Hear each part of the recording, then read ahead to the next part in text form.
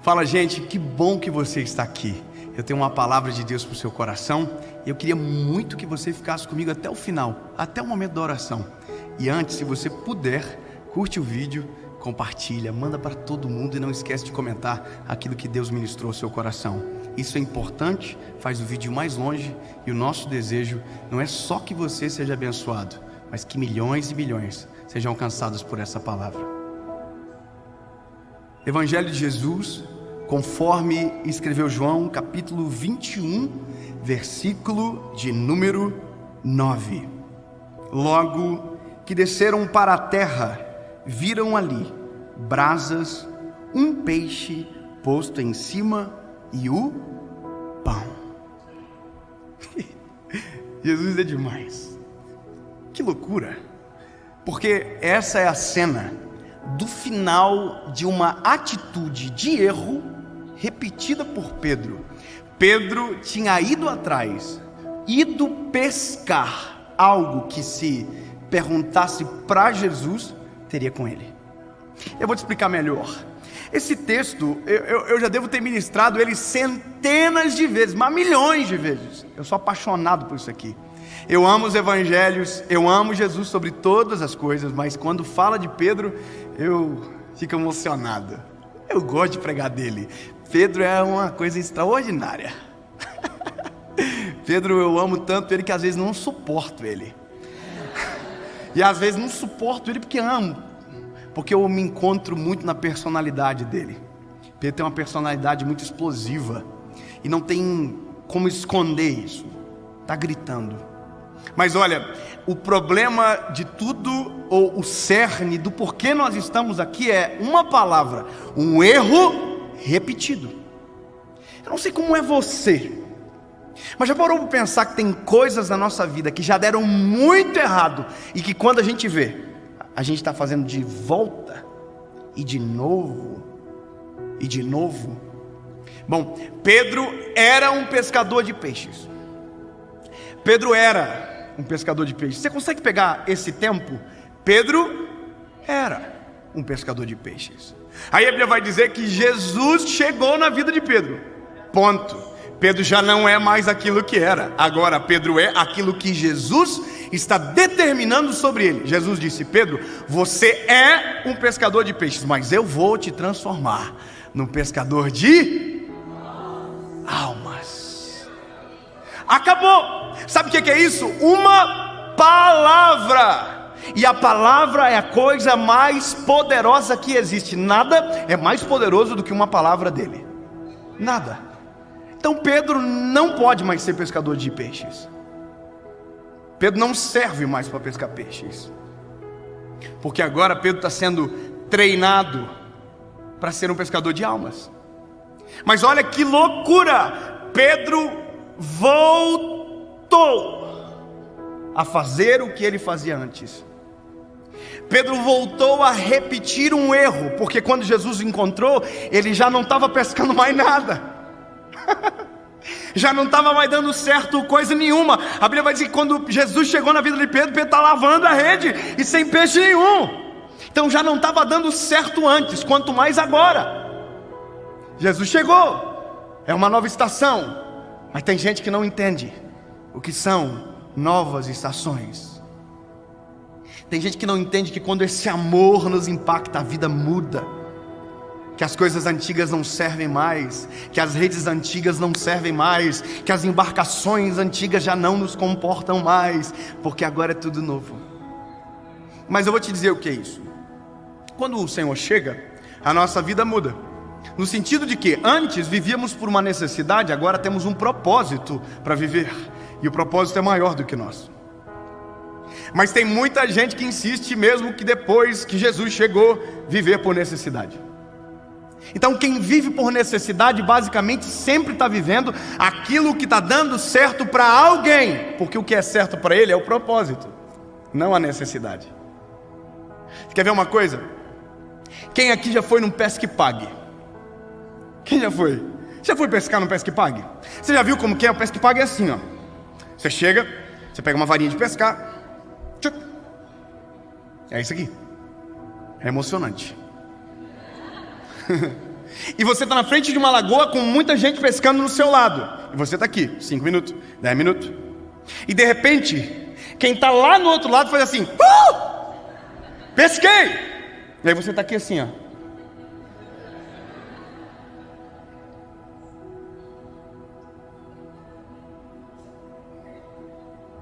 Aí você faz isso aqui. Vai aonde? Vai onde alguém acabou de pescar. Sabe o que é isso? Quem não vive por propósito sempre está tentando fazer o que está dando certo na vida de alguém. Quem não vive por propósito sempre está copiando o modelo que para alguém está acontecendo. Quem não vive por um propósito sempre está olhando a linha, a rede, a grama do vizinho, o carro do vizinho, a casa do vizinho, porque a base dele não é o que Deus deu, é o que alguém está recebendo perto. Sabe, Pedro é isso. Pedro está voltando a pescar porque Pedro tem necessidade. Pedro está pensando: Jesus, nós estamos muito lascados. Jesus foi para a cruz, morreu, ressuscitou, tudo bem, mas está indo embora. Nós vamos ficar no sal, nós não vamos ter comida, nós vamos ser perseguidos. E o Pedro está morrendo de desespero. E agora Pedro está tirando a visão dele do propósito para olhar para a necessidade. Eu poderia justificar o Pedro, mas vou passar rápido para você chegar no momento certo da vida aqui. A Bíblia diz que o Pedro entrou no barco e foi pescar. Quem está junto com ele, entrou junto com ele. Ou seja, quando você sai do teu propósito, tem gente que estaria vivendo o propósito e por conta sua, vai abandonar também, para viver o que você também está vivendo, o erro. A Bíblia diz que Pedro entrou no barco, jogou a rede para o lado, não pegou nada. A Bíblia vai dizer que Pedro jogou a rede a noite inteira e não deu certo. Você já imaginou que tinha barco perto do Pedro, que provavelmente alguém pescou alguma coisa e Pedro está olhando todo mundo pescar e para ele não está dando nada? Porque esse não é mais a vida do Pedro. Não tem por que insistir no erro. Não tem porquê. E eu fiquei pensando: por que Pedro, na primeira redada que deu, já não voltou para a praia? Ah, não tem peixe. Não nasci para isso não. Vou viver aquilo que Jesus liberou sobre mim. Por que não voltou? Eu vou te dizer por quê. Aconteceu um negócio comigo. A Dona Val. Você não conhece a Dona Val, né? A Dona Val é uma amiga da nossa família que tem uma chácara, e na chácara dela tem um lago. Aí um dia eu falei para ela, perto do horário de almoço, chovendo, eu disse assim: Dona Val, eu vou lá pescar.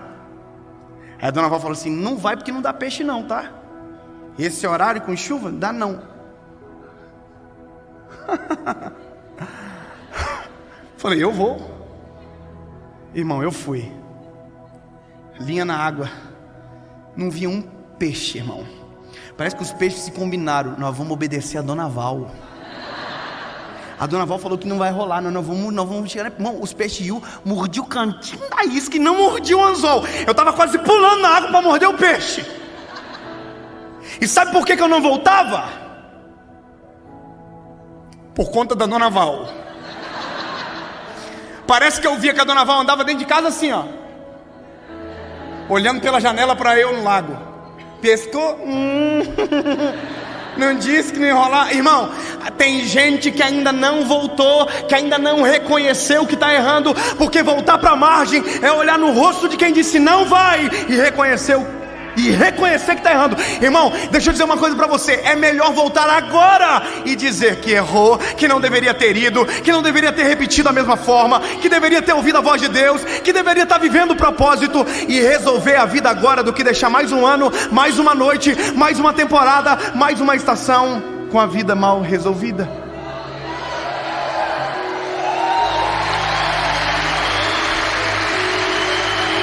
Pedro tinha que ter voltado, mas a Bíblia vai dizer que o Pedro não voltou. O Pedro não voltou. Ficou cansado, irmão. Jogou rede para lá, para cá, para lá, para cá. Irmão, eu fico imaginando a galera no barco assim. Não devia ter vindo não, né? E o Pedro está envergonhado. Não consegue reconhecer. Não consegue voltar. A Bíblia diz que ele vai até o limite. E aí ele volta. E quando ele está voltando para a praia, há um homem esperando ele na praia. E não é a Dona Val. Porque talvez, se fosse a Dona Val, ia dizer: eu não te disse? Mas Jesus é diferente. Jesus não precisa envergonhar ninguém para ensinar alguém. Jesus olhou e falou assim: vocês pescaram alguma coisa? Aí Pedro disse: não pesquei nada não. Aí Jesus disse: então volta e joga a rede para o lado direito. Sabe o que é isso? Déjà vu. É a sensação do já vivi isso. É o tal do já te vi. É o almoço de domingo que a gente come à noite. A gente olha e diz assim: já te vi hoje. Pedro está tendo isso, está olhando e diz: ih. Pedro voltou, jogou a rede. E quando puxou tinha o quê? Peixe. Só que olha que loucura, Pedro voltou com a rede cheia de peixe. E eu estou resumindo muito para chegar aqui. Quando ele chegou na praia com a rede cheia de peixe, com Jesus, já tinha peixe. Já tinha peixe com ele. Quem vive por necessidade sempre está indo atrás daquilo que já tem em Jesus e com Jesus.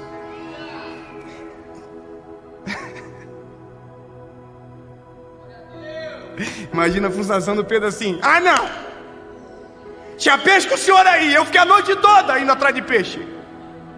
É que se você olhasse mais para Jesus do que para a rede, se você olhasse mais para Jesus do que para o peixe, se você olhasse mais para Jesus do que para a circunstância, se você olhasse mais para Jesus do que a tua necessidade, o teu propósito seria maior do que você, e você não precisaria estar passando vergonha tantas vezes na vida.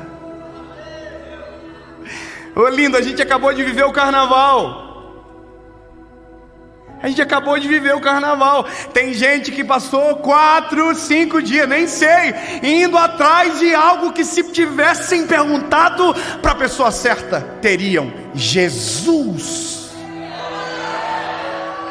Tem gente chegando na margem agora, todo envergonhado, tudo sujo, tudo, olhando para Jesus e disse assim: ó, tinha com ele felicidade, tinha com ele alegria eterna, tinha com ele estabilidade, tinha com ele paz, tinha com ele calmaria, tinha com ele plenitude, tinha com ele. Tudo tem nele, tudo é dele. Você não precisa ir atrás de nada, se tudo aquilo que você precisa está nele. Só que tem uma treta aqui, irmão. eu fiquei imaginando, porque a Bíblia diz que aqui tem a quantidade de peixes, e no primeiro milagre não tem. Mas aqui tem. Parece que eu vejo que Jesus deixou ele contar. Acho que Jesus deve ter falado: Pedro, conta quantos peixes tem aí, Pedro.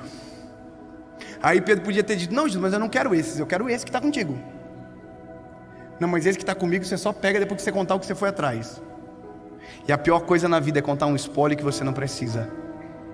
A pior coisa da vida é viver muito tempo indo atrás de algo que depois que você descobrir que não era aquilo que você precisava.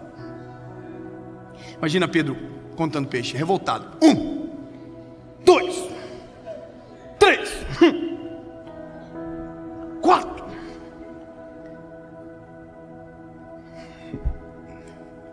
Sim. 6 motivos para nunca mais voltar atrás. 7 motivos para nunca mais abandonar o propósito. 8 motivos para nunca mais abandonar a presença. 9 motivos para nunca mais ser cegado pela necessidade.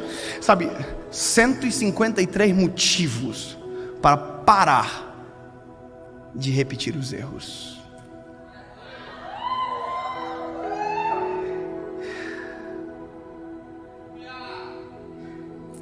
Deus, no nome de Jesus, Pai, cansamos de repetir os erros.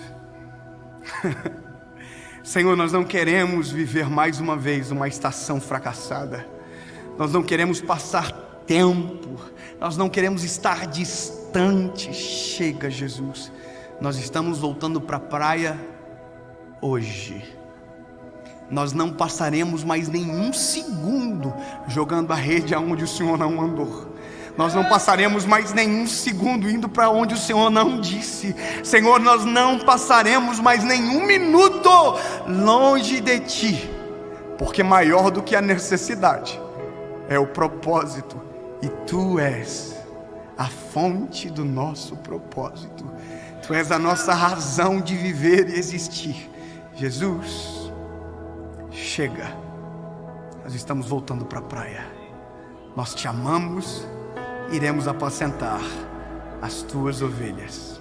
Em nome de Jesus. Amém.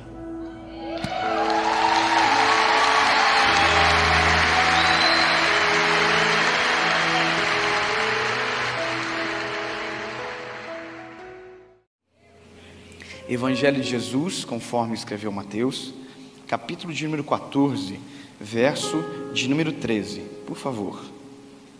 Deus havia me dado essa palavra algumas semanas atrás. Eu quero compartilhar com você hoje aqui neste lugar. Mateus, capítulo 14, verso 13. Vamos aprender um pouco sobre Jesus e a forma que Ele lida com as circunstâncias da vida.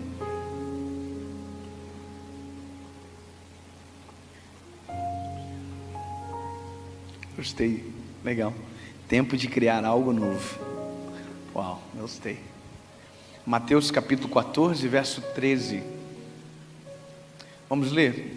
Ouvindo o que havia ocorrido, Jesus retirou-se de barco em particular para um lugar deserto. Ponto.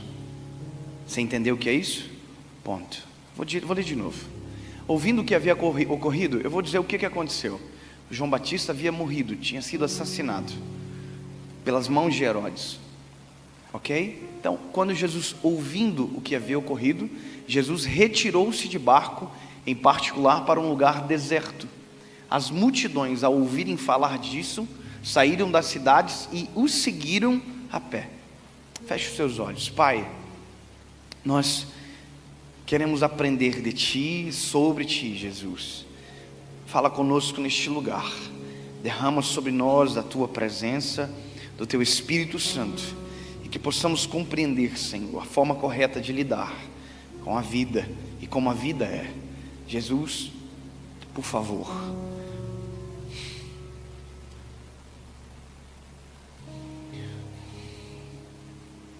Por favor, Jesus.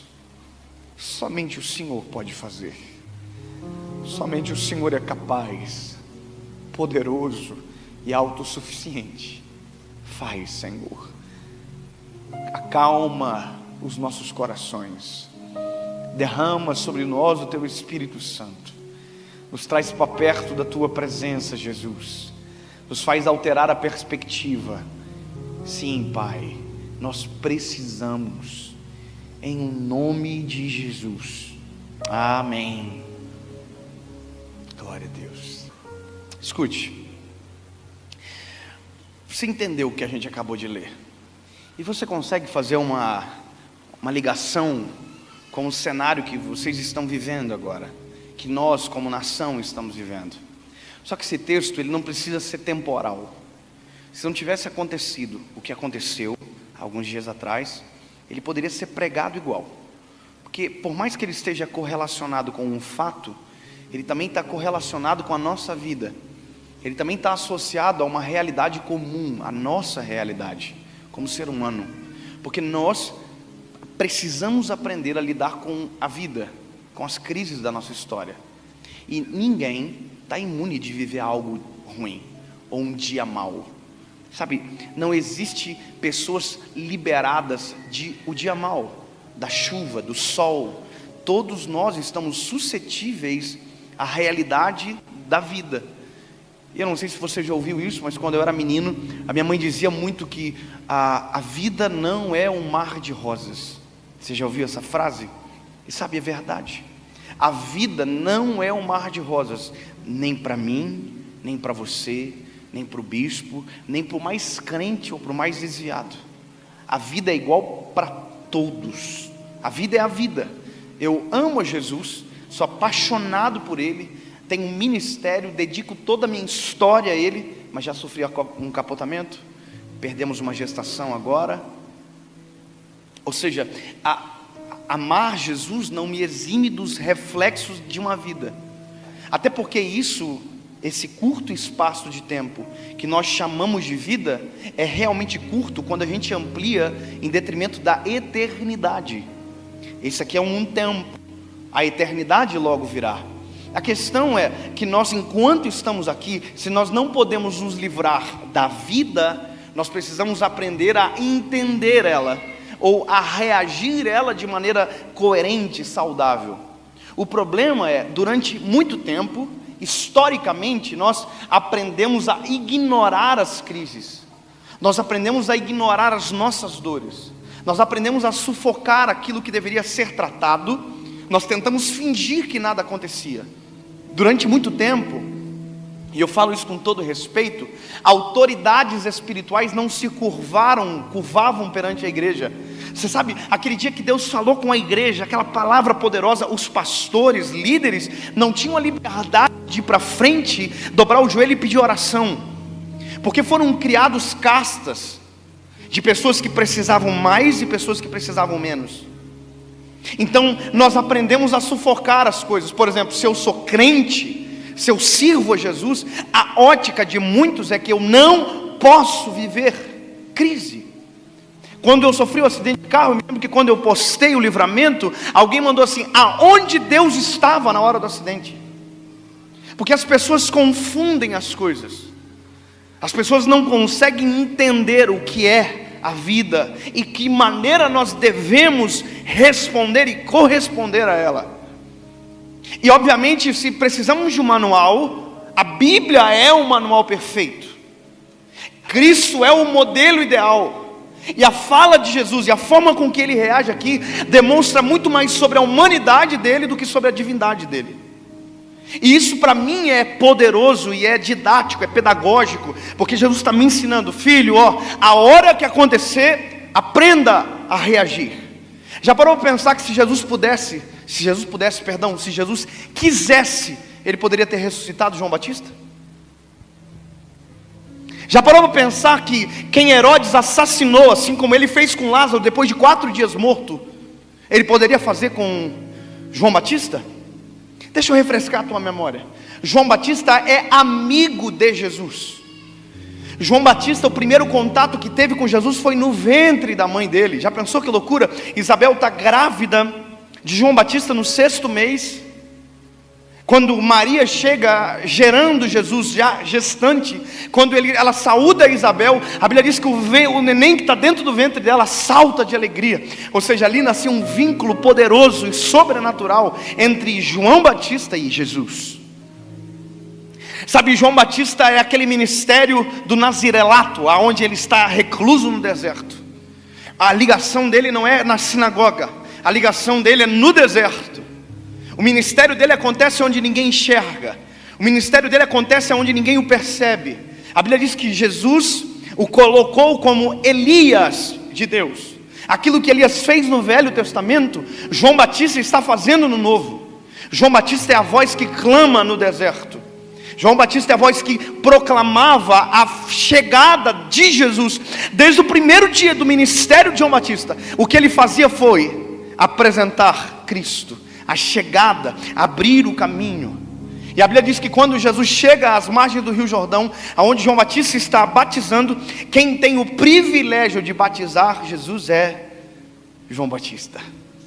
Você já imaginou que coisa extraordinária? Olha o vínculo. A Bíblia diz que João Batista diz: olha, vem alguém após mim que é maior do que eu, cujo qual não tenho o direito de atar as alparcas.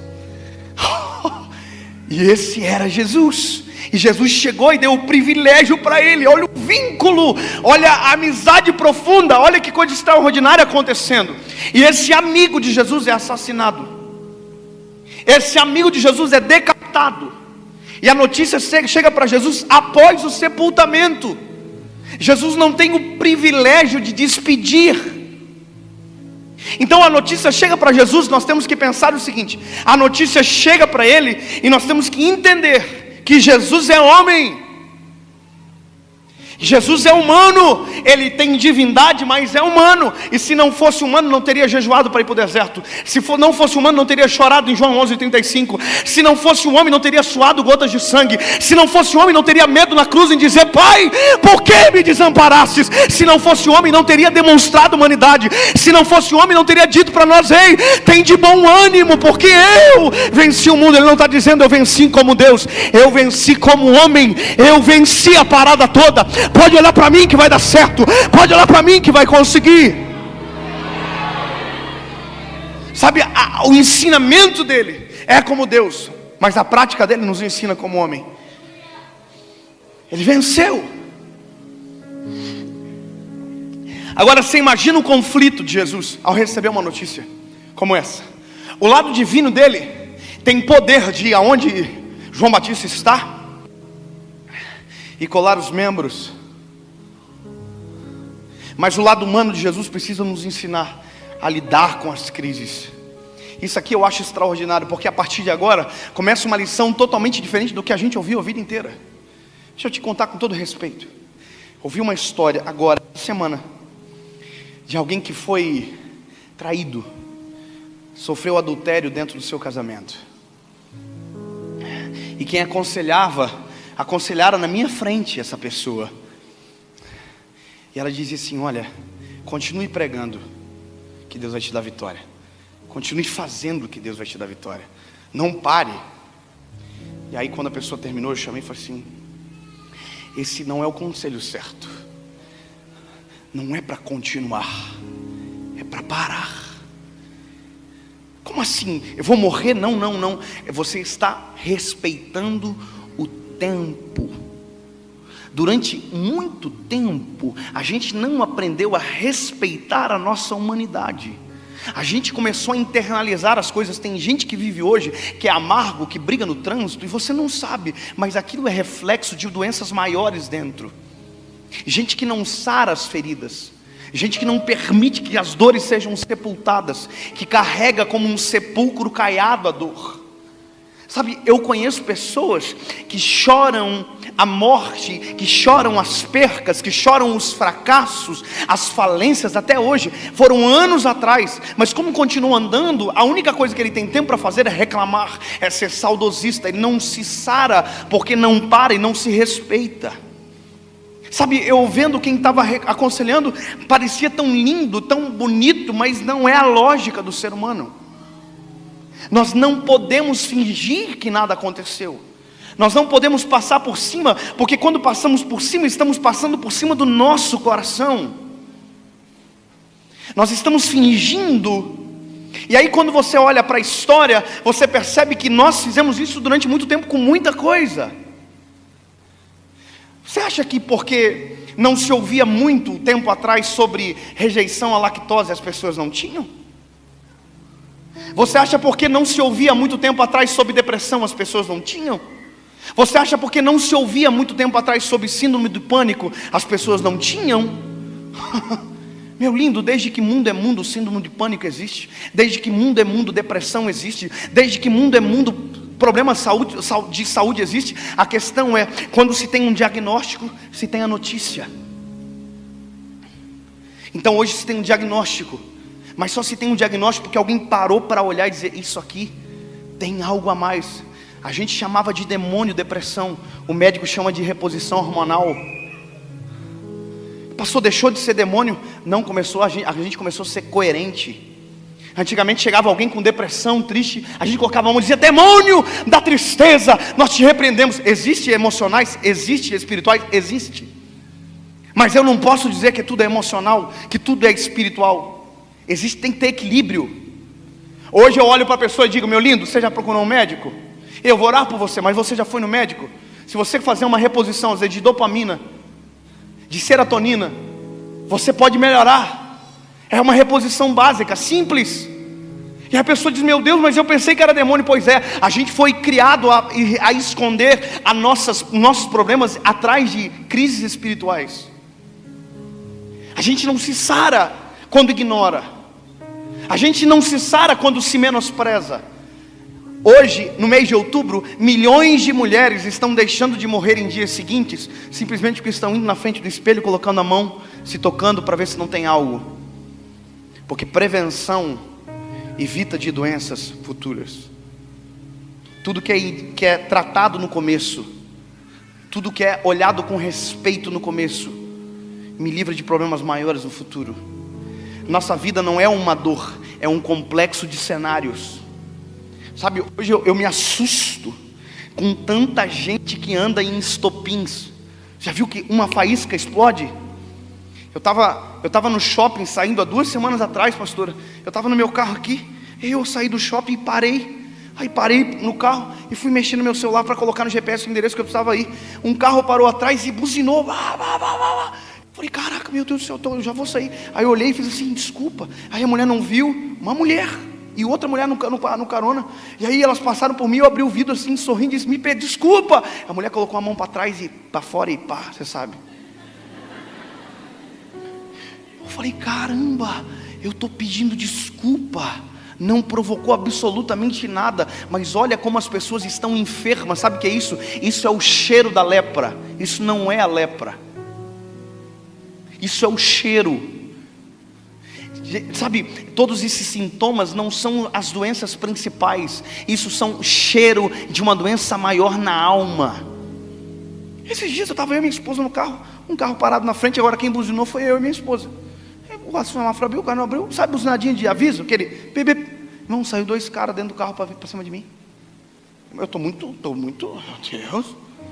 Falei, dei a ré aqui, ó, vazei. Falei, tá maluco? Eu vou ficar para apanhar? Porque com certeza eu ia apanhar. Mas sabe o que é isso? Isso são sintomas de pessoas que estão vivendo em crise, andando em crise, correndo em crise, vivendo em crise, não se respeitam. E aí eu olho para Jesus, e o exemplo dele é totalmente o oposto da nossa prática. Enquanto a gente pensa que tem que continuar, enquanto a gente pensa que tem que fazer, a Bíblia diz que Jesus, que tem a missão de nos salvar, ao receber a notícia, Jesus entra dentro de um barco e em secreto, sozinho, vai para o meio do mar. Já parou para pensar que o modelo de Jesus resolver é o ideal e que para a gente, historicamente, demonstra fragilidade? Já parou para pensar que Jesus nesse momento não está pregando para ninguém, não está evangelizando, curando ninguém, Ele está sarando a si próprio, Ele está se encontrando, Ele está se reconhecendo, porque se Ele não se sara lá, a gente estaria morto aqui. Se Ele não se recupera lá, quem estava na praia esperando, não seria curado. Meu lindo, não tem como continuar qualquer missão, se dentro de nós houver uma crise, houver uma tempestade acontecendo. Tempestades foram feitas para serem aplacadas, e não, administradas, e não alimentadas. Posso te dar um conselho? Chega uma hora, você tem que parar de falar. Chega uma hora, você tem que parar de ser portador de má notícia. Resolva-se, sara. Chega uma hora e diz, irmão, não precisa mais falar disso. É ignorar? Não, é sarar, é viver o processo. Se você precisa de pausa, e agora eu estou tirando todo o cenário que aconteceu essa semana, e estou falando da sua vida, estou falando de você. Chega uma hora que nós temos que nos olhar e precisamos nos sarar. Há um livro do John Bevere chamado A Isca de Satanás, e ele fala no livro algo interessante. Ele diz que o maior problema da igreja é a pessoa ofendida, é a ofensa. Gente que anda carregado porque não se sara, gente que anda carregado porque não perdoa, gente que anda carregado porque não consegue administrar uma crise, no sentido de vencê-la. Quantos de nós que vivemos dias dramáticos, não dormimos mais direito, não conseguimos colocar a cabeça no travesseiro e dormir, mas mesmo assim estamos tentando dormir? Será que o ideal antes de dormir, não era tentar acordado, tentar resolver aquilo que está tirando o nosso sono. Será que o ideal às vezes não era um pouco de silêncio? Será que talvez o ativismo não precisava ser paralisado pelo respeito àquilo que nós somos humanos? Vou te dizer uma coisa, eu sou pastor, eu tenho 28 anos de idade. Eu sou casado há 8 anos com a mesma mulher. Eu tenho um filho, o nome dele é João. E volta e meia, eu preciso dar uma pausa em áreas da minha vida para resolver problemas que na frente poderiam ser maiores. Eu e minha esposa, a gente é humano. A gente é lindo no Instagram, é bonitinho, porque a gente nunca vai postar a nossa briga. A gente só vai postar quando a gente faz as pazes. Mas deixa eu te dizer uma coisa, a gente tem crise. Sabe o dia da mulher? No dia da mulher a gente brigou. Olha que engraçado. Tivemos um conflito. À noite, eu fui deitar, estava no quarto de visita, deitado, mexendo no celular. Pensei o seguinte, sabe uma coisa? Se eu ficar aqui, eu estou abrindo uma brecha para que aquilo que começou pequeno, amanhã seja ainda maior. Pausar para resolver as pequenas crises, os pequenos conflitos. Nada começa grande, as coisas começam pequena. Eu voltei para o meu quarto, deitei no ladinho dela, meu filho estava no nosso meio. Peguei o meu pé assim, ó. Aqui, ó. Encostei nela. Ela olhou para mim assim, abriu um olhinho, olhou para mim, fechou. No outro dia eu ia viajar, tinha uma carta dela na minha Bíblia e tinha uma carta para ela também. A gente precisa resolver as nossas crises. Você vê como a vida, ela precisa ser parafraseada para que a gente entenda que tudo às vezes é nada e que nada às vezes é tudo. Que às vezes a gente está reclamando das coisas grandes, mas a grande tempestade dentro da nossa vida são verdadeiramente pelas coisas pequenas que não foram saradas, que não foram resolvidas, que não foram respeitadas. Sabe, eu só vim te dizer uma coisa aqui neste lugar: respeite o tempo, respeite a tua história, respeite as crises, resolva-se, sare, sepulte a dor. Porque senão vai passar anos, vai passar a sua história. E lembra, eu estou desconectado de uma realidade que aconteceu agora. Eu estou falando da sua vida como um todo. Você precisa sarar. Sabe, você precisa demonstrar fragilidade. Como eu dizia aqui, olha, a gente como é pastor, a gente não pode vir para frente às vezes. A gente, você porque pensa que é crente, não precisa, sabe, não, pelo contrário. Nós temos algo maravilhoso, que é o poder de ser consolado no lugar certo, de ser sarado no lugar certo. Sabe, nós temos a habilidade, se quisermos, de nos reconhecer e encontrar a fragilidade que foi quebrada e que precisa ser restaurada. Eu acho maravilhoso porque Jesus, veja, olha a pompa de todo mundo em volta dele. Ele é o Salvador, ele é o Messias. Milhões de pessoas o seguiam, e de repente esse homem que é seguido por milhões abandona. É estranho, mas é a realidade. Ele abandona. Os discípulos não estão no barco, a multidão não está no barco. A única coisa que está no barco é ele e o luto dele. É ele, a crise dele. E aí eu quero te dizer uma coisa: eu não sei o que aconteceu no barco. Ninguém sabe o que aconteceu no barco, porque o que foi resolvido não foi feito para ser proclamado. O que aconteceu no secreto dele não foi contado para ninguém. Eu só sei que houve um secreto para que aquilo que estava doendo fosse sarado. Houve. Eu só posso imaginar o que aconteceu. Baseado na própria palavra, baseado na experiência de Jesus e como ele age, eu posso dizer, Jesus deve ter chorado durante muito tempo. Provavelmente a crise de Jesus, provavelmente, eu estou dizendo do ponto de vista meu, era assim: eu saber que eu posso ressuscitar. Mas se eu ressuscitar, eu estou ferindo um princípio de supremacia de uma vontade maior. E essa lição a gente não poderia dar hoje. Porque veja, há poder nele, mas agora não há poder nenhum. Só um homem de luto dentro do barco. Só um homem que não está pregando, que está dentro do barco. Você imagina que enquanto Jesus está tentando se resolver, tem uma multidão seguindo ele pela praia. Eu não sei se Jesus olhava para a praia da onde ele estava, mas a multidão provavelmente olhava para ele da onde ele estava. Às vezes há uma insensibilidade por parte das pessoas que nos exigem que a gente não pare, que a gente continue, que a gente finja que não está acontecendo. Você já imaginou que Jesus está se resolvendo e tem uma multidão na praia dizendo provavelmente: vem logo, vem logo, nós temos os nossos problemas. Deixa eu te dizer uma coisa, meu lindo, eu tenho uma vida, eu sou um ser humano, eu não posso interferir na vida de alguém enquanto dentro da minha história estiver em luto.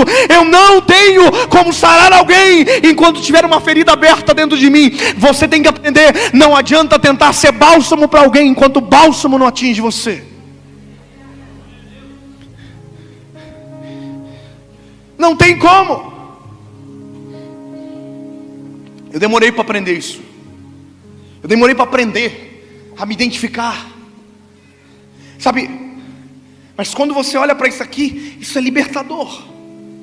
Sabia, Tadeu, que se eu quiser eu posso cancelar uma agenda? Se eu quiser eu posso. Se eu estiver precisando resolver a minha casa, eu vou parar. Porque a missão é importante. Mas se eu não estiver vivo, a missão acaba. Se eu não estiver bem, a missão acaba. Você imagina eu hoje vim pregar para você arrebentado. Você imagina hoje eu tentar falar alguma coisa para você em prantos. Você ia dizer: eu cheguei ruim, saí pior. Porque doentes não saram doentes. Leprosos não saram leprosos, porque ao mesmo tempo que sara, contagia. Curados têm capacidade para curar. Libertos têm capacidade para libertar.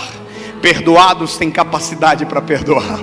Livres têm capacidade para liberar. Porque é isso que nós precisamos entender. Jesus pausa. E olha que coisa maravilhosa. Jesus pausa. Ponto. O ponto está dizendo: acabou aqui, encerrou a sentença. Não é mas, não é porém. Não. Ponto. Não tem um verbo de não, acabou. Sabe, não há um hiato no meio de ligação, não. É um ponto. Jesus foi para o meio do mar, no secreto. Ponto. E o resto? Ponto. Não há conexão da primeira fala com a segunda fala. É ponto. A segunda fala é um início, não é uma continuação.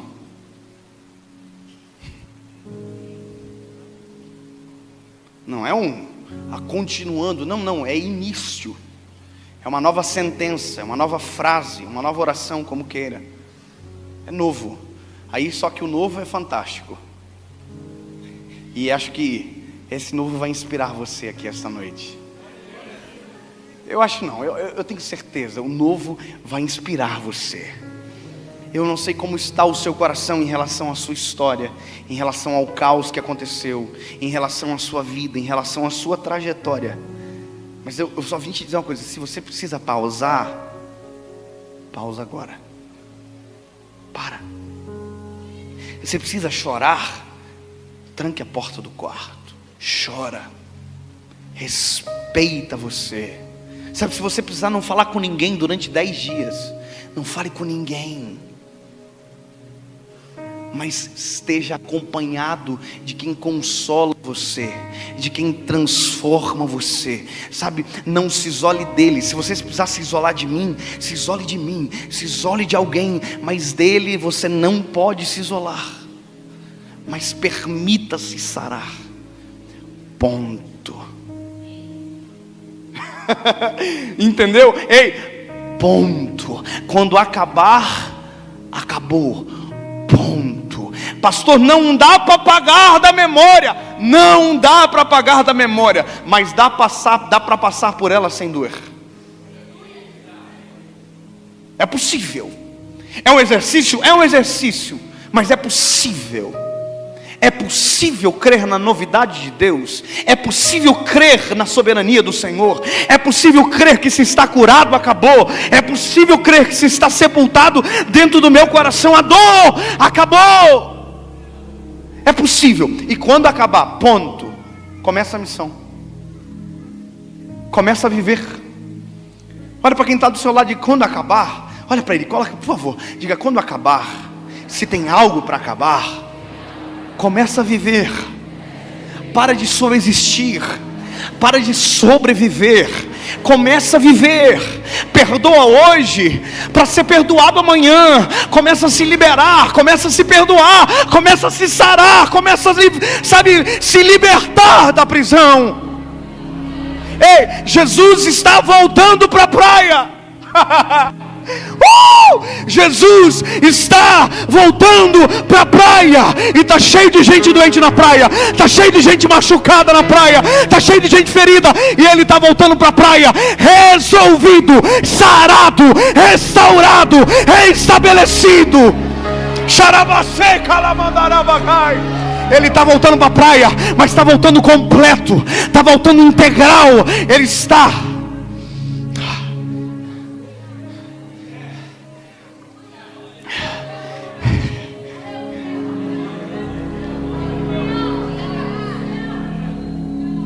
Jesus chega na praia, e a Bíblia diz que Ele é movido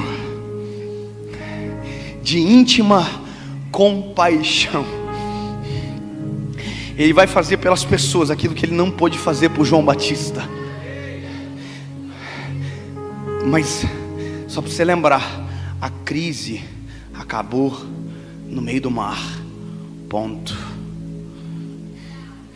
Não se trata mais do que passou. Se trata daquilo que é novo. Se trata daquilo que vai acontecer a partir de agora. Se trata daquilo que vai acontecer depois de você tiver sarado. Se trata daquilo que acontece após o luto. Jesus está na praia, está todo mundo doente. A Bíblia diz: Jesus, movido de íntima compaixão, curou todos que estavam enfermos. Você sabe o que é isso? É uma das primeiras vezes que a Bíblia diz que Jesus curou todos que estavam enfermos. Sabe o que é interessante? Isso demandou tanto tempo. Não há nenhuma pregação. É cura. É Jesus tocando em pessoas e pessoas sendo curadas. É Jesus tocando em pessoas e pessoas sendo libertas.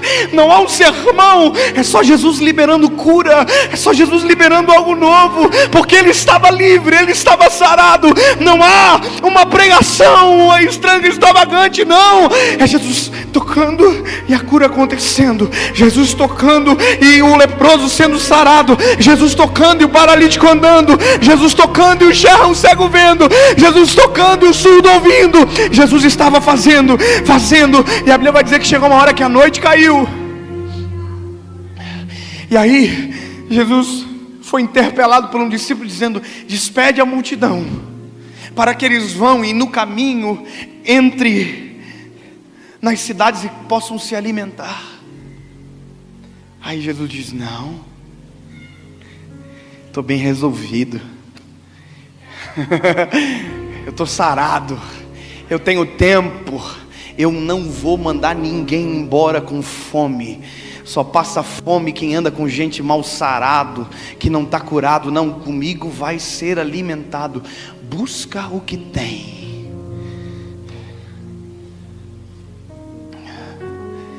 Trazem para Jesus 5 pães e 2 peixinhos.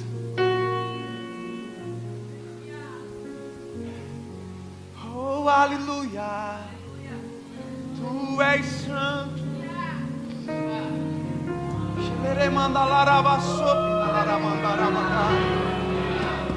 Tu és santo.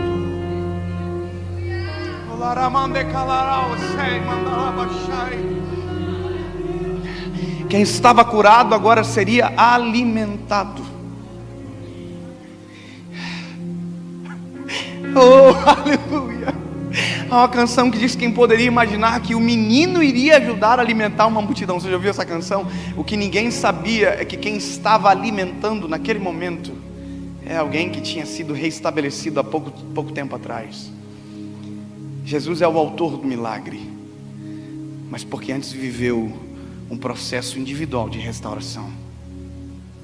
Eu quero dizer para você, essa noite, quem vai viver o milagre é você. É você que está aqui. É para você.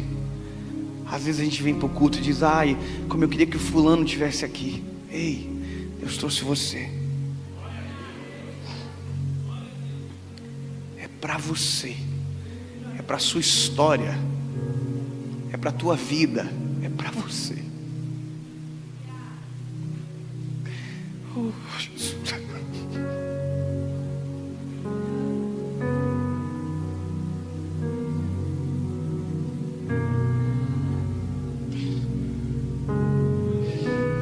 Qual é o nome do menino? Caio. O Caio já está na eternidade. É para você que está aqui agora. É para você que está aqui agora, com todo respeito. Ei, é para você, meu lindo. É você que está aqui. É você que está me ouvindo. É para você.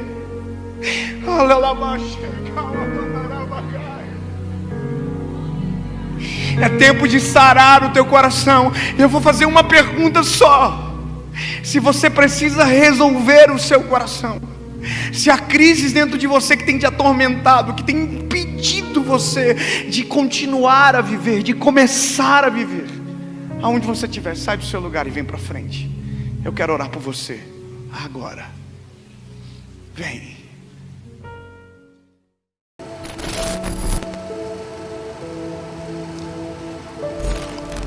Evangelho de Jesus, conforme escreveu Mateus capítulo 27, verso de número 3, diz: então Judas, o que o traíra, vendo que Jesus foi condenado, trouxe arrependido as 30 moedas de prata aos príncipes, os sacerdotes e os anciãos, dizendo: pequei, eu traí sangue inocente. Eles, porém, disseram: o que nos importa? Isso é contigo. E ele, atirando para o templo as moedas de prata, retirou-se e foi se enforcar. Essa talvez é a pior história da Bíblia, porque é a história que revela alguém que Jesus amou durante 3 anos, cuidou. É o final de alguém que jogou tudo fora e traiu Jesus. E a traição, ela é dolorida porque ela é episódios seguidos de mentira, de esconder aquilo que estava sendo feito, de comunhão onde já não havia mais comunhão. Eu aprendi desde sempre a não gostar da figura de Judas, porque nós todos, quando lemos de Judas, principalmente no Novo Testamento, quando se fala de Judas, aquele que traiu Jesus. Então a gente não consegue desenhar uma boa imagem de Judas, porque aquilo que ele fez no final arrebentou com tudo aquilo que ele fez no começo. Judas pode até ter sido um bom discípulo, mas porque ele traiu, ninguém sabe. Isso já nos diz que nós não seremos lembrados pela forma que nós começamos, nós sempre vamos ser lembrados pela forma que terminamos. E a forma que Judas terminou foi exatamente essa que eu li. Ele terminou traindo sangue inocente. Ele andou com um amado e não o amou. Ele escolheu a traição. Então o final da história é algo terrível, porque é quando Judas percebe que ele fez, acabou com ele. A Bíblia diz que quando Jesus foi condenado, é que Judas percebeu. E é exatamente o gatilho que faz ele perceber que ele arrebentou com tudo. A Bíblia diz: e Judas viu que Jesus foi condenado e se arrependeu e foi devolver as moedas. Nós, seres humanos, parece que precisamos da queda fatal para poder ver que estávamos caminhando errado. É como se nós estivéssemos numa estrada e todo mundo estivesse dizendo: ei, você vai cair, você vai cair, você vai cair, e nós disséssemos: não, está tudo bem, está tudo bem. E é exatamente isso que acontece com Judas. Ele está traindo Jesus e todo mundo está dizendo à volta: ei, não faça isso. Jesus diz: alguém vai me trair. Ele diz: quem foi? Ou seja, ele continua num algo que vai dar errado. É uma cegueira que é algo que a gente lida hoje. Pessoas que estão vivendo uma vida infeliz, arrebentada, e você diz: como você está? E a pessoa diz: está tudo bem. Porque a cegueira é isso. Todo mundo percebe que está algo errado, só quem está cego diz que não. Uma vez alguém disse que quem tem bafo não sabe. Eu achei interessante, porque quem tem bafo não sente, mas quem está perto diz: ei, você está com bafo. E pior é as pessoas que não conseguem dizer, porque fazem caras e bocas, mas não tem coragem de dizer o porquê. Judas teve a oportunidade de se arrepender, teve a oportunidade de voltar atrás, teve a oportunidade, mas ele está cego. E sabe como é triste lidar com gente que está cego? Eu estava alguns dias atrás ministrando em uma cidade do Brasil, e eu me lembro que um jovem me procurou dizendo: pastor Dave, lembra de mim do ano passado? Eu olhei para ele e disse: não lembro. Ele disse: eu era barbudão assim e tal, e o senhor não lembra? Não, tá com a barba menor assim agora.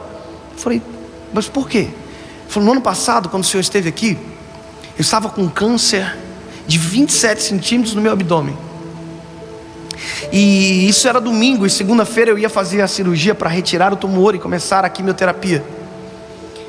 E eu disse para ele: sério, cara, e o que aconteceu? Ele disse: pois é, naquele domingo eu aceitei a Jesus como Salvador da minha vida, e eu me lembro que eu procurei o senhor no final e disse: pastor, ora por mim, porque eu creio que Jesus pode me curar e amanhã não ter nada na hora da cirurgia. E o senhor orou por mim, e aquilo fortaleceu a minha fé. E quando eu acordei na mesa de cirurgia, depois de quase 6 horas, os médicos estavam todos em volta de mim dizendo: uau, aqui no exame diz que tinha um tumor de 27 centímetros, mas quando nós abrimos você não tinha absolutamente nada.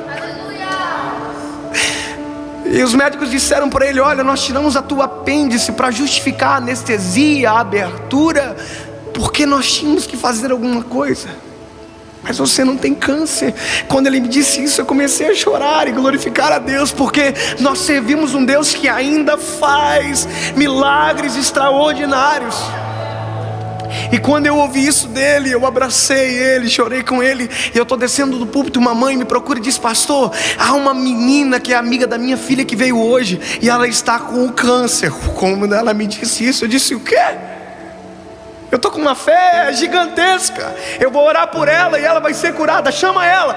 E aí eu fui com ela todo feliz, e quando eu vi ela, eu contei toda a história do jovem que Jesus tinha curado, e contei tudo, e feliz. E quando eu fui orar por ela, eu senti no meu coração algo muito pesado, e eu não orei por ela. Eu disse: filha, eu preciso te perguntar, você já aceitou a Cristo como Salvador da sua vida?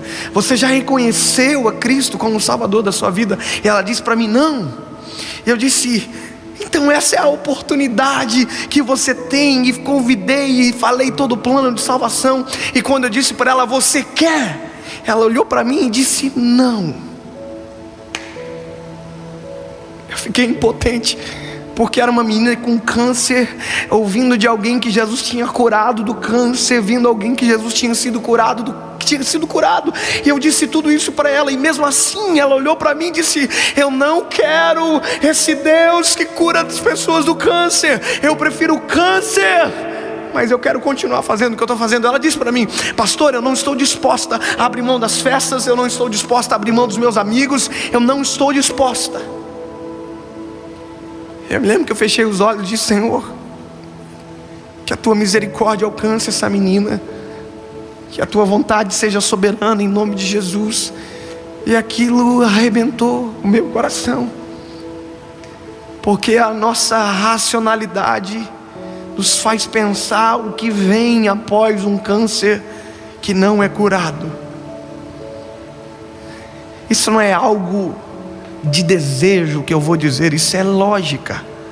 Daqui a alguns dias essa menina pode estar dentro de um hospital, em um estágio terminal, e ela vai chamar alguém, um pastor, e vai dizer: olha, por favor, ora por mim, eu me arrependi. E sabe o que é isso? É exatamente a postura de Judas. Quando tudo acabou, Satanás abriu os olhos dele e diz: olha o que você fez. Quando a venda dele cai, que ele viu que Jesus foi condenado, eu não sei o que Satanás contou para ele, fazendo ele pensar que Jesus não iria ser condenado. Mas quando ele vê a venda é retirada dos olhos, ele olha para Jesus e ele diz: pá, o que foi que eu fiz com meu amado? A Bíblia diz que ele pega as 30 moedas de prata, vai até o chefe do sacerdote e diz: toma, eu não quero. O chefe dos sacerdotes olha para Judas e diz: ei, agora é contigo. Nós não queremos isso daqui, porque essas moedas têm preço de sangue. É exatamente isso que Satanás faz todos os dias com milhares de jovens. Quando o final chega, quando a esquina da vida se apresenta e a pessoa corre, é exatamente isso que elas ouvem: foi você que fez, foi você que caiu. Satanás nunca vai dizer que foi ele.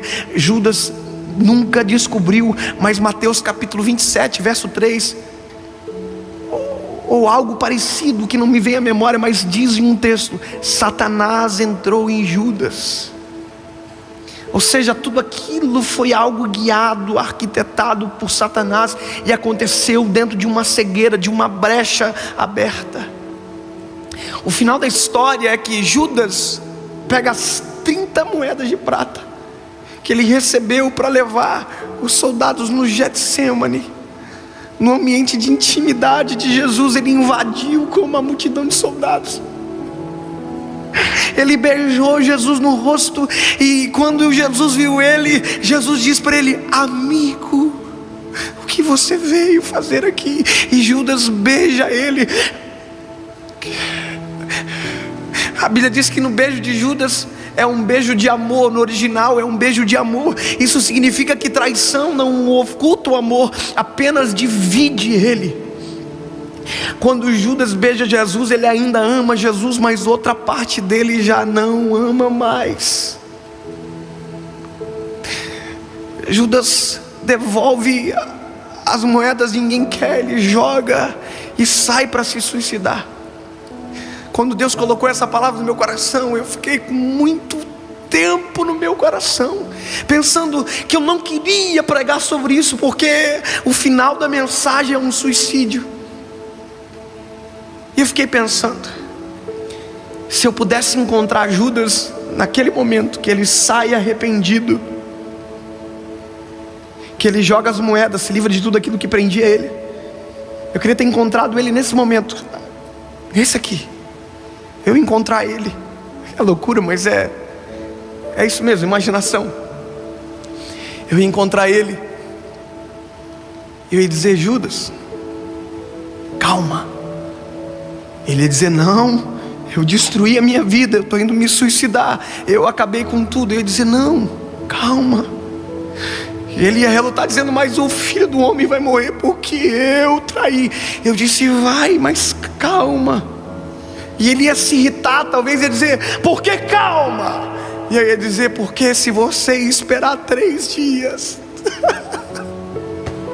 se você esperar 3 dias, o sangue que você traiu vai te salvar. O sangue que você virou as costas vai alcançar você e vai perdoar você, e vai dar a oportunidade de você viver algo novo, porque foi por isso que ele morreu, para perdoar os traidores, para perdoar quem virou as costas para quem nunca acreditou e um dia creu e disse para ele: me salva. E o sangue dele escorreu no madeiro e alcançou todos eles, inclusive eu.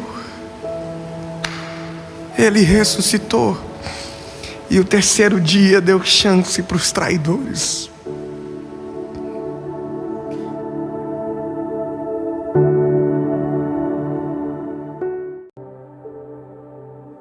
Carta aos Filipenses, capítulo de número 4, verso de número 6 diz: não estejais ansiosos por coisa alguma, antes as vossas petições sejam em tudo conhecidas diante de Deus pela oração e súplicas, com ação de graças.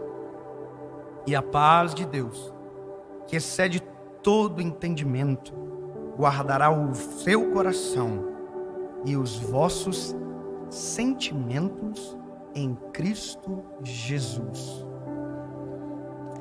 Amém? É lindo essa palavra, né? Mas é difícil de viver. Sabe, eu confesso, tem coisas que a gente queria viver mais fácil. Por exemplo, isso aqui, para mim é difícil de viver. É difícil porque são processos que nós desenvolvemos para crer, confiar e descansar. Mas é processos repetidos, porque uma cena da vida nunca é igual a outra. Não tem como controlar e querer acreditar que sempre será igual. Agora, o nosso maior problema é que a gente quer viver as coisas antes da hora. A gente quer acelerar os processos por falta de confiança ou por falta de time. Quer ver uma coisa? Ontem à noite eu sonhei umas 2 horas com tudo que é coisa de dando errado na série. Eu sonhei que veio um jogador de futebol, teve que trazer segurança, deu um rolo, ninguém conseguia entrar. E aquela confusão, e eu, meu Deus do céu, ele está aqui. E agora nós temos que fazer esse homem entrar. Bom, vai morrer. Me deu dor de cabeça. E engraçado que eu já vivi isso aqui algumas vezes.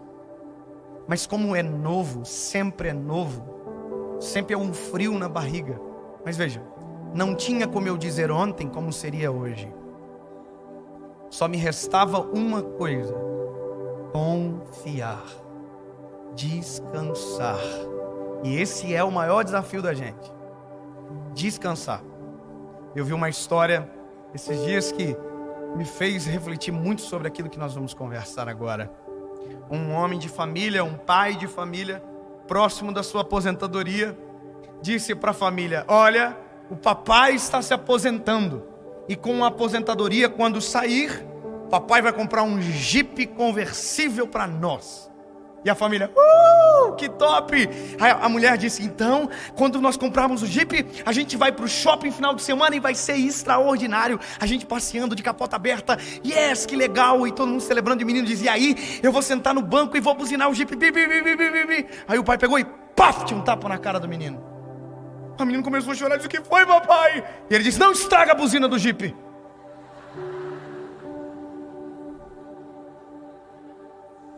O Jeep ainda não é realidade.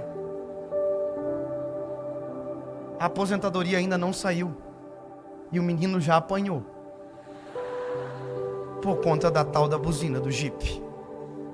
É engraçado, mas é a gente rindo de nós mesmos. O Jeep ainda não foi comprado. O Jeep ainda a gente nem sabe como vai ser. Agora, há alguém que sabe.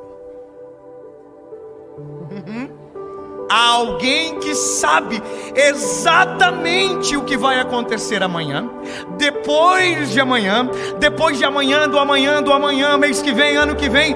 Ele conhece a nossa vida com a palma da sua mão. Ele conhece o nosso passado, o nosso presente, e é Ele que determina o nosso futuro. Então, meu lindo, quer saber de amanhã? Pergunta para quem conhece e descanse na resposta. Quer anotar uma coisa para você nunca mais esquecer? Já parou para pensar que hoje você está vivendo coisas que ontem você não acreditava ser possível? Então, quem sabe não seja a hora de você crer no Deus que te respondeu hoje, quando ontem era impossível, e acreditar que amanhã Ele será presente na sua história e vai responder a sua oração. Que tal crer que o Deus dos céus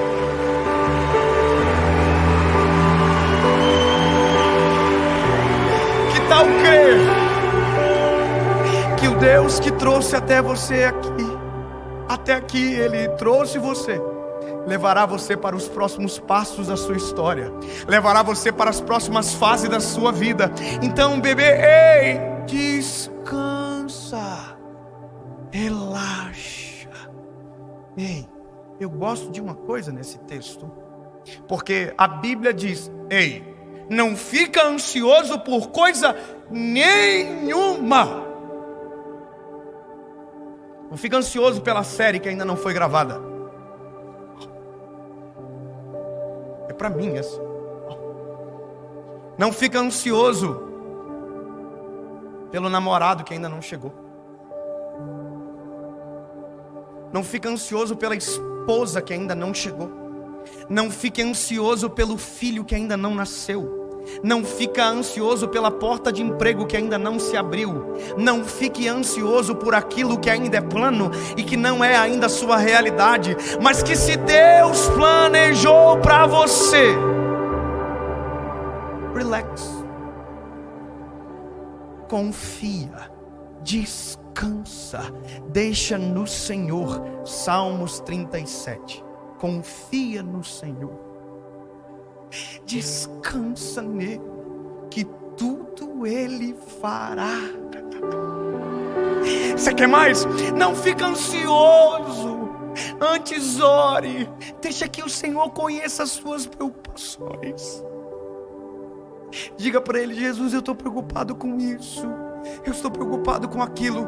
E se prepare para desfrutar de um bálsamo sarador, que guardará o seu coração e os seus sentimentos. Sabe o que é isso? Gente ansiosa sofre antes do tempo. Gente ansiosa chora antes do tempo. Sorri antes do tempo. Comemora antes do tempo. E na hora de comemorar, perdeu a graça. Na hora de chorar, perdeu o brilho. Na hora de celebrar, parece que não tem o mesmo sabor. Tudo que é feito antes da hora não tem graça. Já fez um bolo? Já fez um bolo? Não? Sim? Um bolo de micro-ondas, já fez? Já fez um miojo? A vida é um miojo. Tem que esperar os 3 minutos. Tem que esperar a hora certa, porque até o miojo, se o tempo não for respeitado, não é o mesmo sabor. Sua vida é mais complexa do que isso. Então espera o tempo de Deus para você. Espera a estação certa para você viver. Sabe, não tente viver aquilo que ainda não está disposto e habilitado para você. Toda vez que você abre um forno antes do tempo de cocção, o bolo murcha. Eu tenho uma mãe que é especialista em murchar os bolos. E o bolo é gostoso. A mãe disse: o bolo tá bom, tá baixinho, mas tá bom, né? Tá colado na forma, mas tá gostoso. Ai, meu Deus, que bolo gostoso, meu Deus. Mas só uma fatia tá boa. Precisa comer de novo também, não precisa repetir, né? Porque se você abre o forno antes, o bolo não funciona. Se você esperasse 5 minutos, se você esperasse o tempo certo, seria uma delícia. Seria bonito e gostoso. Não só gostoso. Espere a hora certa da sua vida para acontecer. Só que deixa eu te dar um detalhe. Na sua vida, o forno se abre por fora, não por dentro. Ai, pastor, então, como é que acontece? Quando o dono da padaria deseja abrir o bolo, o forno do bolo, é ele que manda. Sabe o que é o problema? Toda vez que deu errado, a gente tentou abrir o forno de dentro para fora. É o bolo saindo da forma. tentando dizer que já virou bolo, que já tá bom para comer. Por que a gente sofre tanto? Por tentar viver aquilo que ainda não é a hora de viver. Por quê? Que a gente não só confia no Senhor e espera a hora certa de abrir o forno e ser uma boa experiência, viver a boa experiência.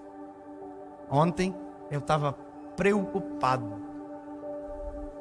Hoje eu descobri que ontem não precisava ter me preocupado tanto.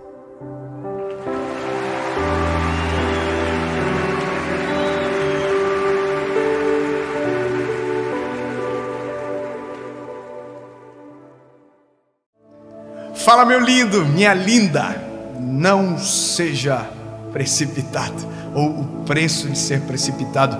Essa é uma palavra que eu quero muito que você ouça até o final. Se livre das distrações e fique com a gente. Vai ser importante e vai ministrar o seu coração. Eu só quero te pedir um favor. Se você ainda não é inscrito no canal, se inscreva, meu lindo.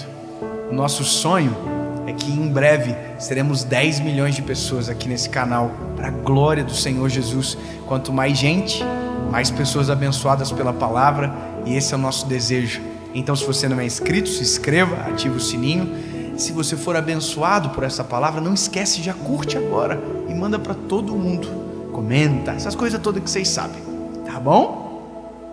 Já fez?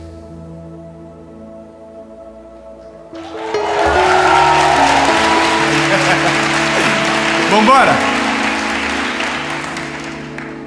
Eu tô gostando demais de vocês. Vocês são muito lindos. Obrigado. É verdade esse bilhete.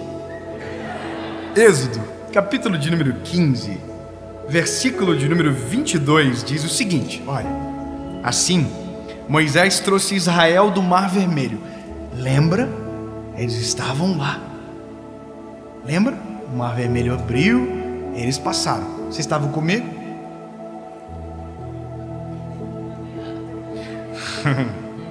E eles saíram para o deserto de Sur. E foram 3 dias pelo deserto e não encontraram água. Não encontraram. Aí, quando chegaram a Mara, não puderam beber as águas de Mara, porque eram amargas. Por isso o nome foi chamado Mara. E o povo murmurou contra Moisés, dizendo: o que beberemos? E ele clamou ao Senhor, e o Senhor lhe mostrou uma árvore, que quando ele lançou nas águas, se tornaram doces. E ali fez para eles um estatuto e uma ordenança, e ali os testou, e disse: se diligente ouvires a voz do Senhor teu Deus, e fizeres o que é reto à sua vista, e deres teu ouvido aos seus mandamentos, e guardarem todos os seus estatutos, não colocarei sobre ti nenhuma dessas doenças que eu trouxe sobre os egípcios, pois eu sou o Senhor que te cura. Agora olha que doideira. E chegaram a Elim, onde havia 12 fontes de água potável e 70 palmeiras, e acamparam ali junto às águas. Meu Deus, meu papai, meu lindo, isso aqui, quando eu entendi esse negócio, eu fiquei, sabe quando você fica perplexo? Que você fica, Jesus do céu. Você precisa entender uma questão geográfica, que é esclarecedora para você ter a noção do que está acontecendo aqui. Olha aqui. O povo estava preso no Egito. O povo foi liberto do Egito. O povo passou o Mar Vermelho. E agora o povo estava no deserto. Fechou? Indo para onde? Canaã. Mas agora olha que interessante. A escassez do deserto, ela é natural. O deserto não é um lugar onde você tem comida e abundância, água e abundância. Não, o deserto é um ambiente de teste. O deserto é um ambiente de provação. O incrível é pensar que esse povo andou 3 dias nesse deserto. 3 dias. 3 dias, se você olhar de maneira geográfica de onde eles saíram para onde eles chegaram, significa que eles andaram 160 quilômetros. Só que eles estavam extremamente reclamões, porque parece que essa era uma característica do povo. Nossa, eles estavam todos enfurecidos. Tem que encontrar água, tem que encontrar água. Aí são precipitados. Sabe o que eles fizeram? Tomaram a água de Mara. E é Mara porque a água era amarga, por isso esse nome. Aí a Bíblia diz que eles tomaram da água, a água é amarga, e reclamaram com Moisés: olha só, nós estávamos no Egito, pelo menos lá tinha água, porque no Egito tinha água em abundância mesmo. Lá tinha água, olha que absurdo, a gente está aqui agora tomando água amarga no meio do deserto. E aí o Moisés: oh meu Deus, de novo esse povo ignorante e chato, já estão incomodando no 3º dia. E aí Moisés ora. E aí Deus diz para Moisés: olha Moisés, faz o seguinte, pega aquele pedaço de árvore e coloca sobre a água vai ficar doce, você vai dar de beber para o povo, mas fala para eles que aquilo que veio sobre o Egito não vai vir sobre eles, só que eles têm que me obedecer, eles têm que parar com essa palhaçada de reclamação toda hora, é passagem, vai para o destino. E aí Moisés fala para o povo: gente, olha aqui, se vocês obedecer, nenhuma maldição que sobreveio sobre o Egito vai vir sobre vocês, mas os olhos de vocês têm que estar fixados no Senhor. Então, pelo amor de Deus. Aí olha que doideira, beleza, eles receberam a palavra, tomaram água doce e andaram até um lugar chamado Elim. Agora a irritância acontece aqui. Sabe quantos quilômetros Elim fica de Mara? Quantos vocês acham? Eles andaram 160 quilômetros até chegar em Mara para tomar água salgada, amarga. Sabe quantos quilômetros de Mara até ali? Você não vai acreditar. 13 quilômetros. O quê? 12 águas de fontes e 70 palmeiras a 13 quilômetros. Mas porque foram precipitados, pararam em Mara para tomar água amarga. Eles andaram 3 dias. Se continuassem andando mais 1 hora, teriam chegado no melhor lugar que poderia existir no meio daquele lugar. Um lugar chamado Elim, cujo significado é árvores. Eles sairiam de Mara, águas amargas, para um lugar chamado Elim, árvores. E esse é o problema de ser precipitado, porque todas as vezes que somos precipitados, trocamos Elim por Mara. Todas as vezes que somos precipitados em agir, precipitados no falar, precipitados em tomar decisões, nós trocamos a água doce pela água amarga. E aí quando tomamos a água amarga dizemos: oh, por que Deus? Aí Deus diz: lindo, se ao invés de reclamar tivesse andado mais 13 quilômetros, teriam chegado ao lugar aonde eu havia já predestinado a vocês. E aqui, lindo, eu entro em um momento necessário para nós. A maioria dos problemas da nossa vida são ocasionados porque não fomos sábios na hora de decidir, fomos precipitados. E já dizia o velho provérbio: o apressado come cru. E esse é a gente.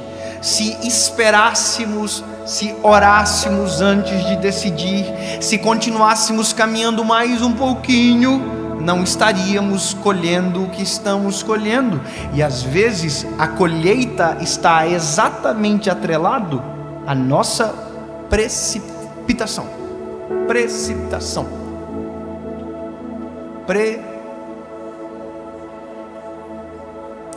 Precipitação. Precipitação. Saiu. Glória a Deus. Entendeu? Para pensar. Simples. Analisa você. Analise a sua história. Perceba o que você vive e tente encontrar o porquê você está vivendo o que vive. Você vai encontrar uma decisão sua no meio da história. Para quem casou mal, é só você olhar a decisão que tomou. Foi você que escolheu, bebê. Se tivesse esperado 15 minutos, o príncipe tinha chegado, mas preferiu o sapo. Agora aguenta. O mesmo vale para o príncipe que estava atrás da princesa e casou com a Fiona.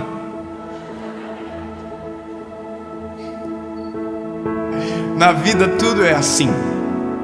Nós pagamos um alto preço quando paramos onde deveríamos caminhar.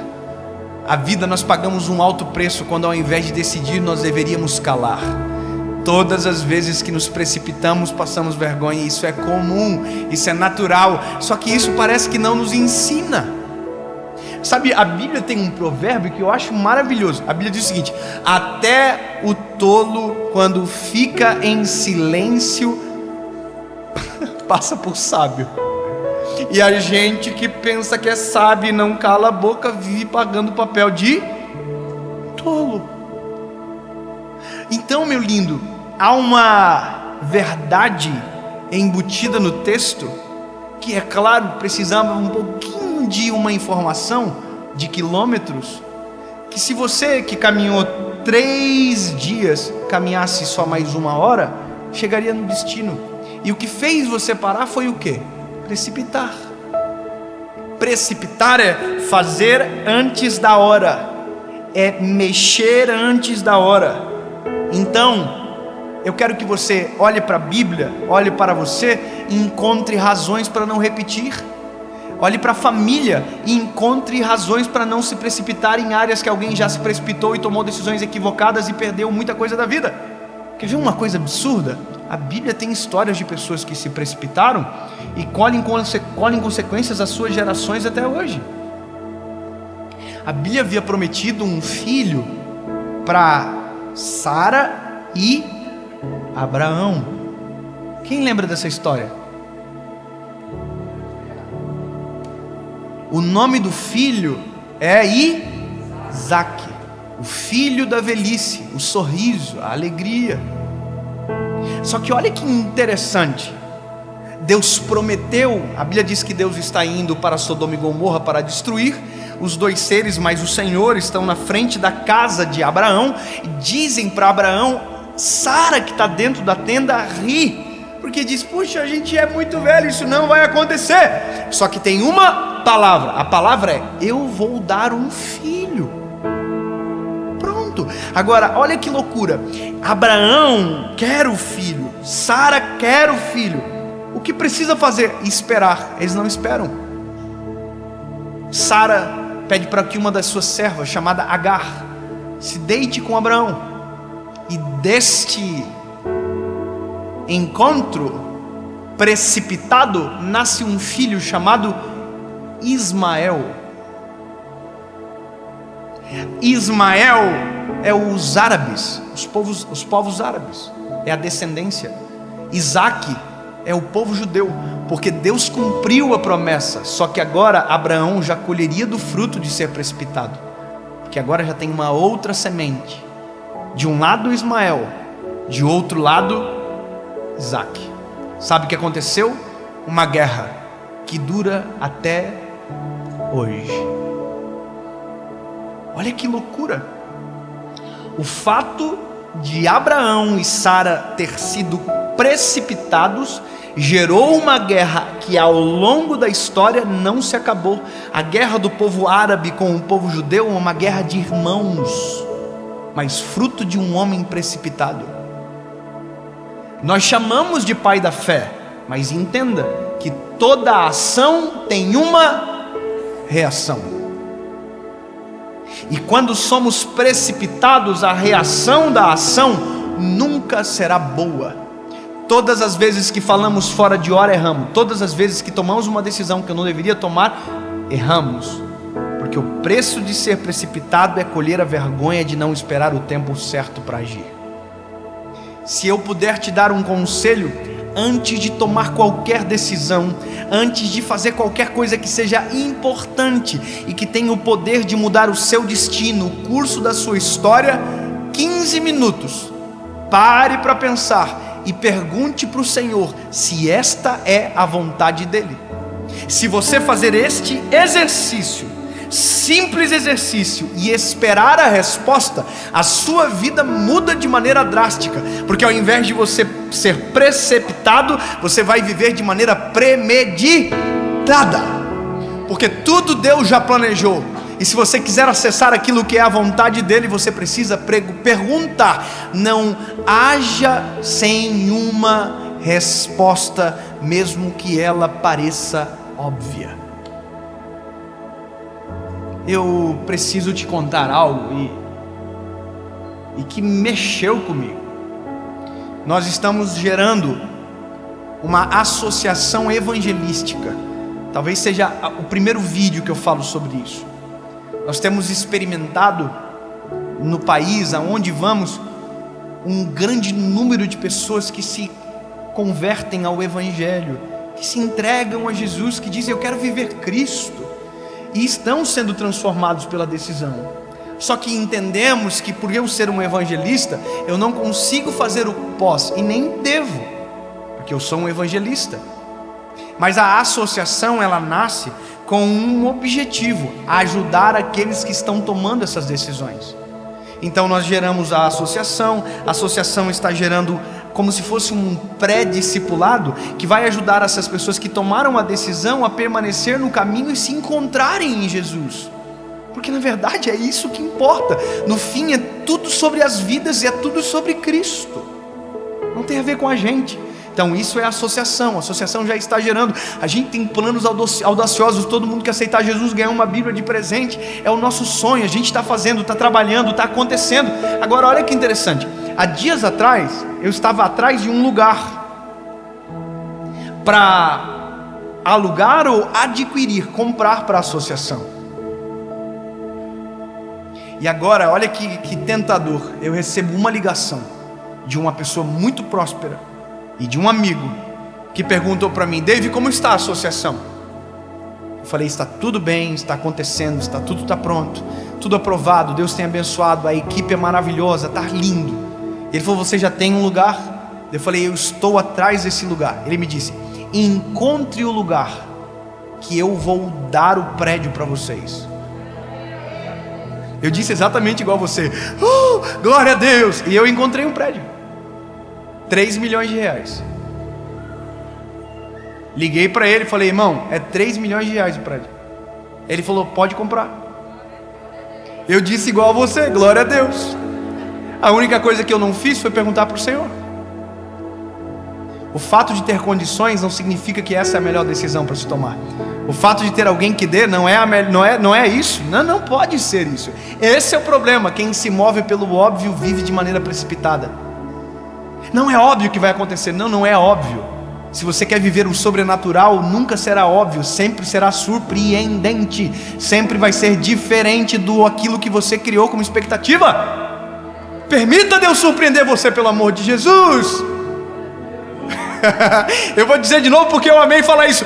Permita ser surpreendido por Jesus, porque isso é maravilhoso. Não tente viver pelo óbvio. O óbvio sempre será boring, chato, por mais que pareça legal. Irmão, eu fui ver o lugar, lindo, maravilhoso, achei um espetáculo. Só que quando eu estava descendo assim a rampa do lugar, o Espírito Santo falou no meu coração: assim? Sem nem me perguntar? De maneira clara eu senti isso no meu espírito. E aí o corretor de imóveis perguntou para mim: e aí? Vai ficar com o prédio?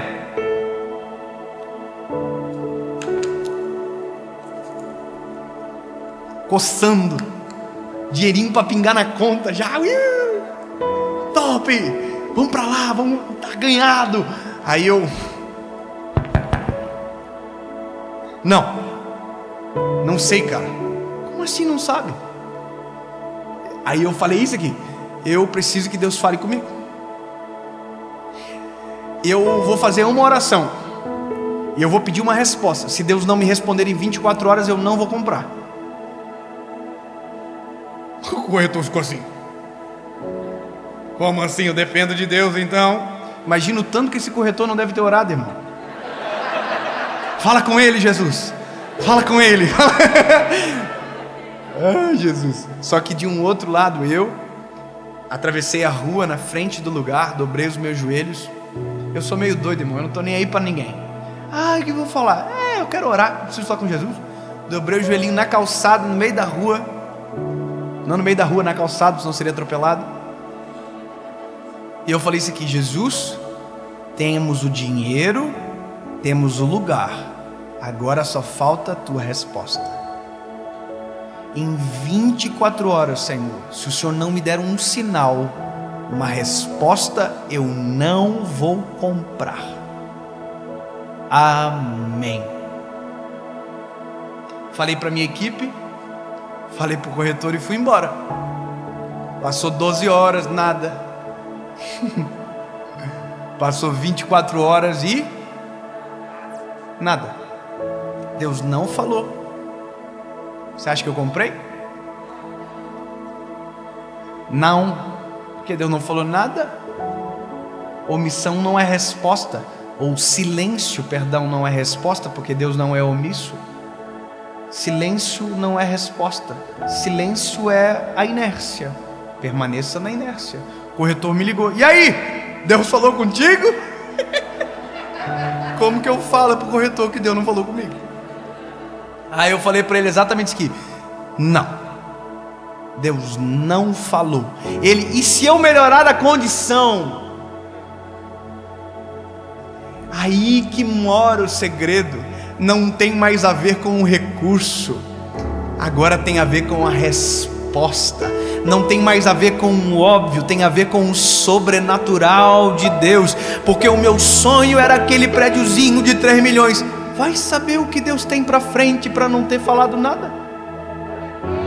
Ou eu creio, ou eu não creio. Por mais que não seja óbvio, eu prefiro crer. E o sentimento do meu coração, que Deus invadiu dias depois, foi: se nós estivéssemos naquele lugar, começaríamos pequenos e engessados, perto do que Deus tem para fazer.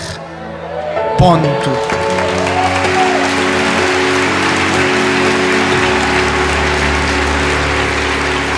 Grave o que eu vou te falar. É melhor caminhar 1 hora mais com sede do que parar para beber águas amargas. É melhor viver às vezes num limbo sem resposta do que tomar uma decisão precipitada e colher dela a vida inteira. Portanto, aquieta o coração, aquieta a alma. Não tente fazer aquilo que ainda não está no tempo de fazer. Não decida, não vá, não toque, não pegue, não faça, até que haja uma resposta.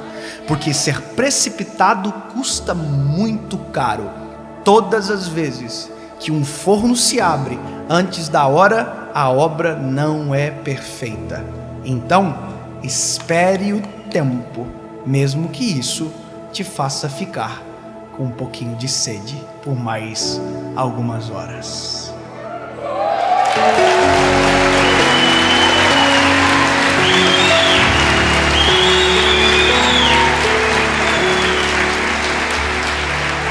Jesus, abre os nossos olhos, Senhor. Não permita que sejamos apressados a ponto de atrapalhar a Tua vontade, a ponto de boicotar os Teus planos sobre nós, Jesus. Pelo contrário, abre os nossos olhos. Nós queremos a Tua vontade plena, perfeita e agradável. Esse é o nosso desejo, em nome de Jesus. Amém.